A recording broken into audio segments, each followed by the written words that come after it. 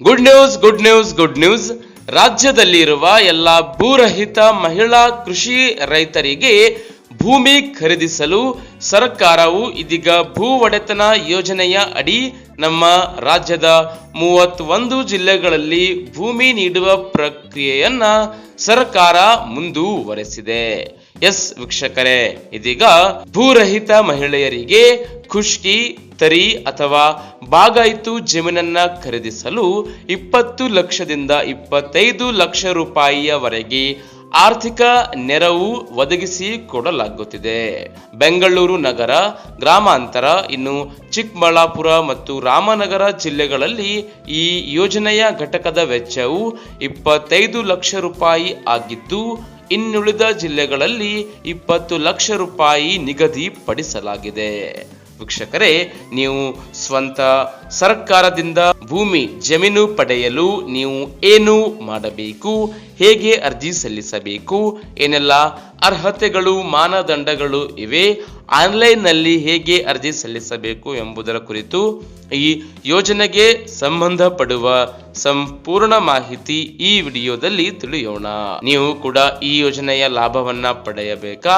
ಹಾಗಾದರೆ ಈ ಕೂಡಲೇ ಈ ವಿಡಿಯೋಗೆ ಒಂದು ಲೈಕ್ ಮಾಡಿ ಹಾಗೂ ದಿನಾಲು ಇದೇ ರೀತಿ ಯೂಸ್ಫುಲ್ ಉಪಯುಕ್ತವಾದ ಮಾಹಿತಿಗಳನ್ನ ಪಡೆಯಲು ನಮ್ಮ ಈ ಕನ್ನಡ ಆಲ್ರೌಂಡ್ ಯೂಟ್ಯೂಬ್ ಚಾನಲ್ ಅನ್ನು ಈ ಕೂಡಲೇ ಸಬ್ಸ್ಕ್ರೈಬ್ ಮಾಡಿಕೊಳ್ಳಿ. ಎಸ್ ವೀಕ್ಷಕರೇ, ಇದೀಗ ಭೂರಹಿತ ಮಹಿಳೆಯರಿಗೆ ಸ್ವಂತ ಭೂಮಿಯನ್ನ ಪಡೆಯಲು ಸರ್ಕಾರವು ಹಣ ಸಹಾಯಧನ ನೀಡುತ್ತಿದೆ. ಈ ಯೋಜನೆಯ ಘಟಕದ ವೆಚ್ಚದಲ್ಲಿ 50% ಹಣ ಫ್ರೀಯಾಗಿ ಸಹಾಯಧನವಾಗಿರುತ್ತೆ. ಇನ್ನುಳಿದ 50% ಹಣ ಸಾಲದ ರೂಪದಲ್ಲಿ ನೀಡಲಾಗುತ್ತೆ. ಈ ಸಾಲವನ್ನ 10 ವರ್ಷಗಳಲ್ಲಿ 6% ಬಡ್ಡಿ ದರಕ್ಕೆ ಮರುಪಾವತಿ ಮಾಡಬೇಕು. ಮಹಿಳಾ ಫಲಾನುಭವಿಯು ಜಮೀನು ಪಡೆಯಲು ತಮ್ಮ ಮನೆಯಿಂದ 10 ಕಿಲೋಮೀಟರ್ ವ್ಯಾಪ್ತಿಗೆ ಒಳಪಡಬೇಕು. ವೀಕ್ಷಕರೇ, ಮುಖ್ಯವಾಗಿ ಈ ಯೋಜನೆಯ ಅಡಿ ನಿಮಗೆ ಹೇಗೆ ಜಮೀನು ಸಿಗುತ್ತದೆ ಅಂದರೆ, ಕನಿಷ್ಠ 2 ಎಕರೆ ಒಣಭೂಮಿ, 1 ಎಕರೆ ನೀರಾವರಿ, ಇನ್ನು 0.5 ಎಕರೆ ಬಾಗಾಯಿತು ಖರೀದಿ ಮಾನ್ಯವಾಗಿರುತ್ತೆ. ಇನ್ನು ಫಲಾನುಭವಿಯ ಜಮೀನುಗಳನ್ನ ಜಿಲ್ಲಾಧಿಕಾರಿ ಅಧ್ಯಕ್ಷತೆಯಲ್ಲಿ ಜಿಲ್ಲಾ ಸಮಿತಿ ಅಂತಿಮಗೊಳಿಸುತ್ತೆ. ಇನ್ನು ಅಂತಿಮ ಮಂಜೂರಾತಿಯು ಜಿಲ್ಲಾಧಿಕಾರಿಯವರ ಕಡೆಯಿಂದ ಸಿಗುತ್ತೆ. ಏನೆಲ್ಲ ಅರ್ಹತೆಗಳು ಇರಬೇಕು ಅಂದರೆ, ವೀಕ್ಷಕರೇ, ಭೂರಹಿತ ರೈತರು ಕೃಷಿ ಕಾರ್ಮಿಕರಾಗಿರಬೇಕು. ತಹಸೀಲ್ದಾರರವರ ಕಡೆಯಿಂದ ಪ್ರಮಾಣ ಪತ್ರ ಪಡೆದುಕೊಂಡಿರಬೇಕು. ಕುಟುಂಬದಲ್ಲಿ ಯಾರು ಸರ್ಕಾರಿ, ಅರೆ ಸರ್ಕಾರಿ ನೌಕರಿ ಪಡೆದುಕೊಂಡಿರಬಾರದು.